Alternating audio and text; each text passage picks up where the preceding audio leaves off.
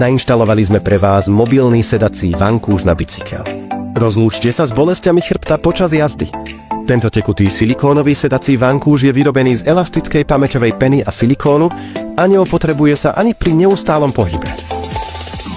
Odopnite suchý zips na zadnej strane a zaistite vankúš pomocou zarážok. Pripevnite ho k sedlu a pod ním prilepte suchý zips. Je mäkký a pohodlný a poskytuje vynikajúcu posturálnu oporu. Priedušná stredová drážka zabraňuje poteniu počas dlhých jazd. Reflexné pásy na zadnej strane zvyšujú bezpečnosť počas nočných jazd a poskytujú pohodlie aj bez cyklistických šortiek. Rozlúčte sa s bolesťami chrbta počas jazdy. Vhodný pre cestné alebo horské bicykle. Nainštalovali sme pre vás mobilný sedací vankúš na bicykel. Rozlúčte sa s bolesťami chrbta počas jazdy. Tento silikónový sedací vankúš je vyrobený z elastickej pamäťovej peny a silikónu a neopotrebuje sa ani pri neustálom pohybe. Odopnite suchý zips na zadnej strane a zaistite vankúš pomocou zarážok.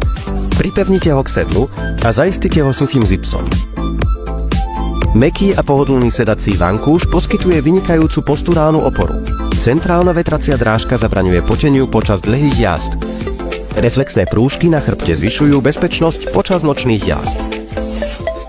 Zostaňte v pohodlí aj bez cyklistických šortiek. Rozlúčte sa s bolesťami chrbta počas jazdy. Je vhodné pre cestné aj horské bicykle a je kompatibilné so širokou škálou modelov. Keby som o tomto sedle vedel skôr, mohol som sa mu vyhnúť.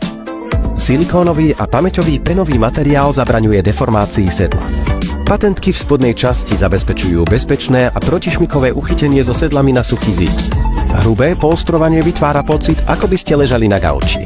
Dnes som prešiel 32 km bez cyklistických šortiek a vďaka tomuto neuveriteľne pohodlnému sedlu ma stále bolí zadok. Sedadlo z tekutého silikónu a pamäťovej peny má hrúbku takmer 4 cm, vďaka čomu sa cítim, ako by ste sedeli na mäkkej gauči. Protišmikový vzorovaný povrch sa montuje priamo na štandardné sedlá. Centrálne vetracie otvory poskytujú dodatočnú stabilitu počas jazdy.